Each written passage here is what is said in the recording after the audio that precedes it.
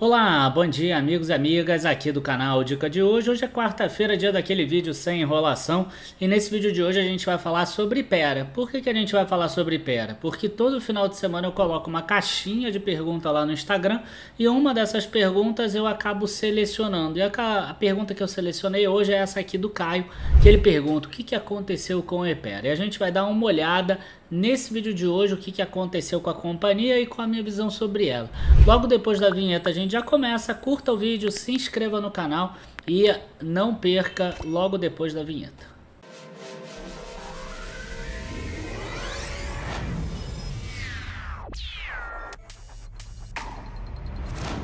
Bom, pessoal, antes da gente começar aqui, eu acho que é importante, a gente já está entrando aqui no mês de novembro e nesse mês de novembro a gente tem a Black November do Dica de Hoje. Na verdade, a primeira semana do Black November já acabou ontem, mas eu trago para vocês a importância de vocês se inscreverem, se cadastrarem aqui para que vocês possam receber as oportunidades, tá? Então, ou pelo e-mail, ou dentro do grupo do Telegram, ou do grupo do WhatsApp, você vai receber essas oportunidades. Então, talvez você tenha perdido a primeira semana.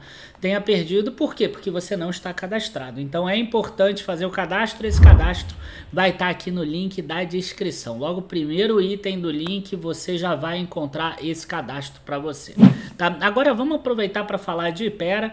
E eu tô gravando aqui, ó, logo depois da sexta-feira, que fechou ali menos 8,25%. E Ipera, ó, saindo de 34 para 31, e poucas pessoas entenderam. Afinal, quando você olha o resultado da Ipera, a princípio ele veio um resultado bom. Um resultado, inclusive, com crescimento de lucros. Né? A gente vê aqui, ó, lucro líquido das operações continuadas saindo de 469 para 499, inclusive ganhando margem, 23,1% do ano passado, 23,4%, um crescimento de 6,3%, e aí aquela dúvida de sempre. O mercado sempre acaba botando para baixo as empresas que geram lucro.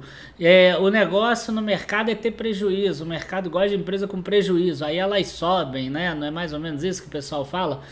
Mas a pergunta, na verdade, é a seguinte: o que fez a Ipera cair depois de um resultado que teoricamente é bom, né? A gente vê aqui ó, aumento de receita, aumento de lucro, aumento de EBITDA, aumento de EBITDA de operação continuada, aumento de lucro líquido.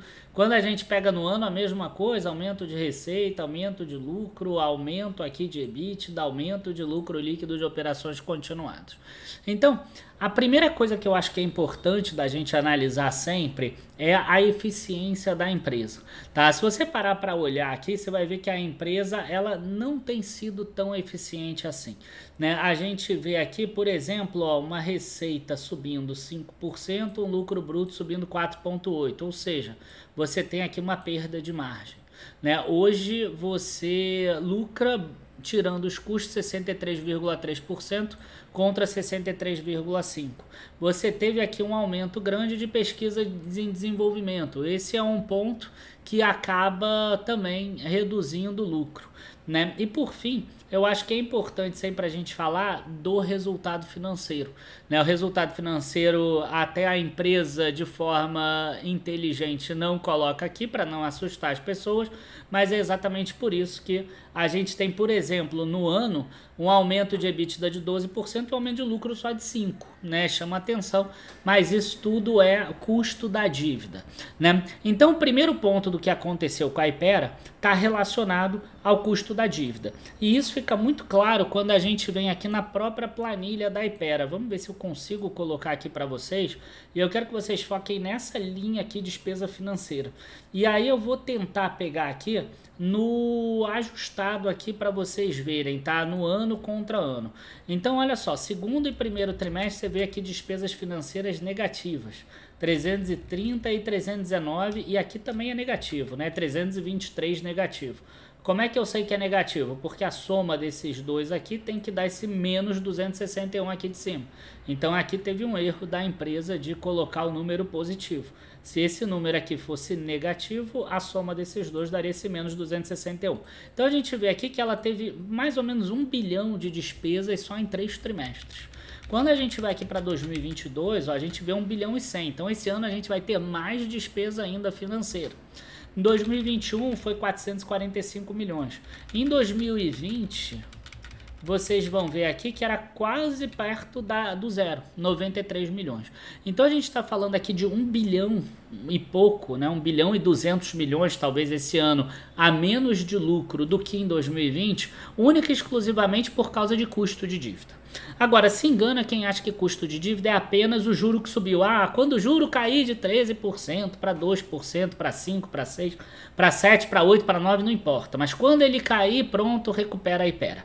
Não é verdade. Aqui entra um segundo ponto relacionado a essa questão da dívida da companhia. E isso tem a ver com a dívida, né, até com a dívida da companhia, que é o seguinte. Aí eu peço para que vocês olhem essa linha daqui, ó. Deixa eu marcar aqui para ficar mais fácil. Tá? Na verdade, teria que pegar essa linha aqui de ativo não circulante, mais uma outra ali em cima de ativo circulante que também tem empréstimos. Tá? Que eu tô até marcando aqui com o cursor aqui. Mas a gente vê aqui, ó, 8 bilhões mais 1,8, 9,8 bilhões de dívida. Se a gente parar para olhar quarto trimestre de 2022, ó, 7,3 mais 2,2, dá 9,5. Então era uma dívida menor ali, né, antes. Agora vamos pegar quarto trimestre de 2021, 6,8 mais 560, 7,3 bilhão. Se a gente pegar 2020, ó, era 5 bilhões mais 460, 5,5 bilhões. Se a gente pegar em 2019, a gente tinha o que? Um empréstimo aqui de 1 bilhão e 200 e 108 milhões. Então 1 bilhão e 300 milhões. Aqui entra um ponto que é importante. A empresa sai de uma dívida bruta de 1 bilhão e 300 para 9 bilhões e 800. Então se hoje o juro voltasse para 2%, ela não voltaria a ter aquela custo da dívida que ela tinha antes. Porque a dívida hoje é 7, 8 vezes maior. Agora, o que aconteceu nesse período, né, para que a dívida tenha crescido tanto? Que aí eu vou passando os outros pontos aqui que eu acho que são importantes também. O que aconteceu quando uma dívida sobe? Normalmente a empresa ou ela não gera caixa, tá? Ou senão ela fez muito investimento. Normalmente é isso. Ou é um ou é outro. E aí quando a gente olha aqui, aí eu quero que vocês olhem essa linha daqui, ó. Fluxo de caixa das atividades operacionais. Você vai ver aqui que em todos os trimestres a operação da Hypera gera caixa.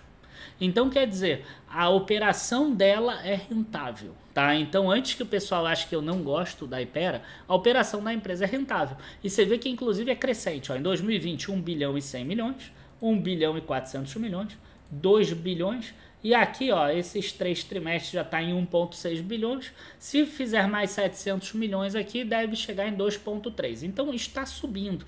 Na verdade, dobrou o fluxo de caixa de atividades operacionais da Hypera. Agora, por que a empresa, então, teve aumento de dívida? E aí, vale importante a gente olhar aqui aquisições e outros.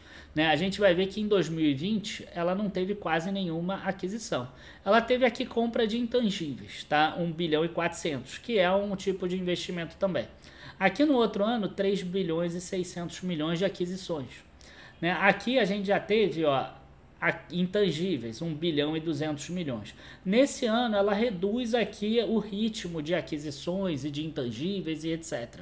Mas quando a gente olha os últimos anos, ela teve 1 bilhão e 900, 4 bilhões e 400 e 1 bilhão e 700 do caixa de atividade de investimento total. Então ela consumiu aqui de caixa 1,9 mais 4,4 dá 6,3 mais 1,7. Dá 8 bilhões de reais aqui em investimentos. Né? O fluxo de caixa operacional acabou gerando ali uma redução do... foi suficiente para pagar as despesas financeiras, o resto acabou subindo a dívida. Tá? Mais ou menos isso. Sobrou alguma coisinha, mas é mais ou menos por aí. Então, esses são os pontos importantes de você olhar na Hypera. Tá? E aí, eu quero aproveitar para jogar mais um ponto adicional aqui, que é o seguinte, algo que eu particularmente não gosto no lançamento da Hypera.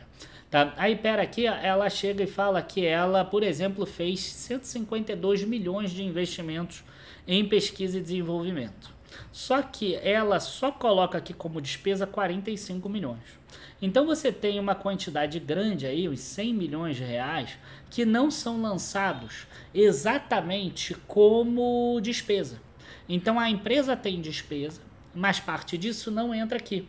Ela vai entrar onde? Ela vai entrar lá nos investimentos, como a gente viu.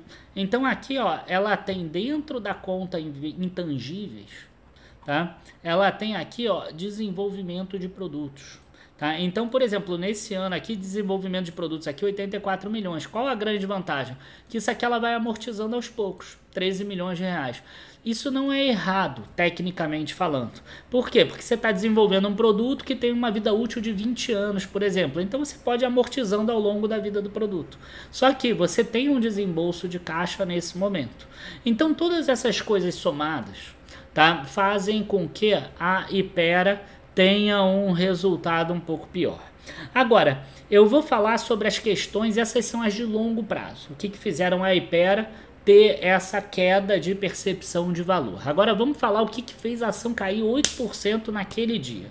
Tá? E aí a gente está falando de curto prazo. E curto prazo, a gente vai estar falando disso aqui, da apresentação que a empresa colocou. A gente tem aqui, ó, ela mesmo cita, desaceleração recente do crescimento do mercado farmacêutico. Então, para aquelas pessoas que pensam assim, o mercado farmacêutico é livre de problemas, afinal as pessoas vão estar envelhecendo, logo o mercado farmacêutico vai crescer a vida toda. Isso não é sempre real, né? A gente vê que em 2022 ele cresceu bem, 16%.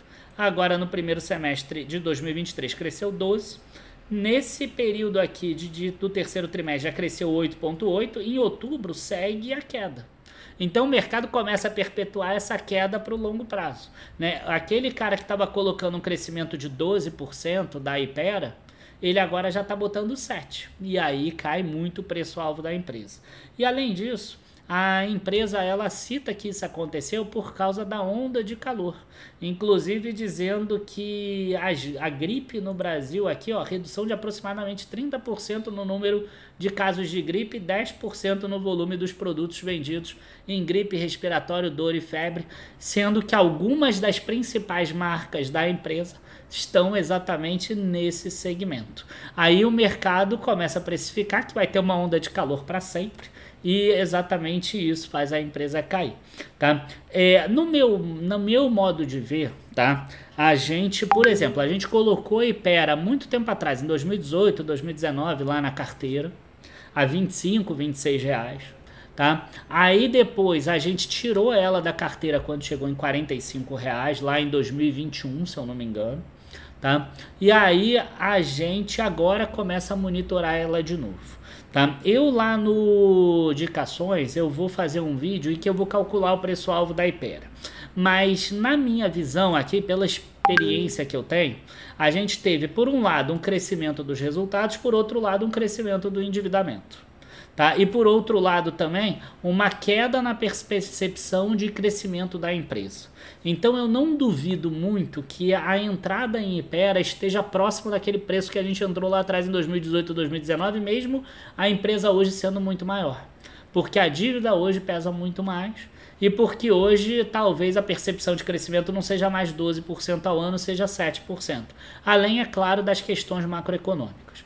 Então, na minha visão, provavelmente, tá? Eu não vou falar aqui certo, porque eu ainda não calculei, mas provavelmente vai dar entrada em algum preço entre 25 e 28, tá? Então, se chegar, ótimo, beleza. Se não chegar, paciência. Tem 450 empresas listadas na bolsa, eu não preciso ganhar dinheiro em Hypera, eu posso ganhar dinheiro em outros. Então, esse é o modo que a gente trabalha, tá? Então, é dessa forma que a gente faz. Se porventura não der entrada em uma empresa, a gente não liga muito, afinal tem outras empresas e a gente busca sempre essa margem de segurança. Enfim, pessoal, ficou até um pouco maior do que os vídeos sem enrolação que eu gosto de fazer. Lembro a todos que se vocês quiserem ter acesso a essas análises, etc., você pode fazer parte do nosso grupo de assinantes, dica de hoje 7.com/assinaturas. Ou você se inscreve no Black Friday, que eu falei no início, espera a semana daquele produto, nesse caso hoje seria o Dicações, né, o que eu falei hoje, né, o que vai ter esse vídeo de Hypera, e aí você quando chegar essa promoção do Dicações, você se inscreve no Dicações com preço menor, tá? Então, o link vai estar aqui na descrição. Inscreva-se no Black November. Eu não quero que ninguém pague mais caro. Eu prefiro que você espere aí, mesmo que seja 1, 2, 3 semanas. Agora eu não lembro direito quando que o combo Ações Mais FIIs vai estar aí em promoção, mas vale muito mais a pena você comprar na promoção. Abraços, bons investimentos, até a próxima. Enfim, Ipera é isso. Tchau, tchau, pessoal.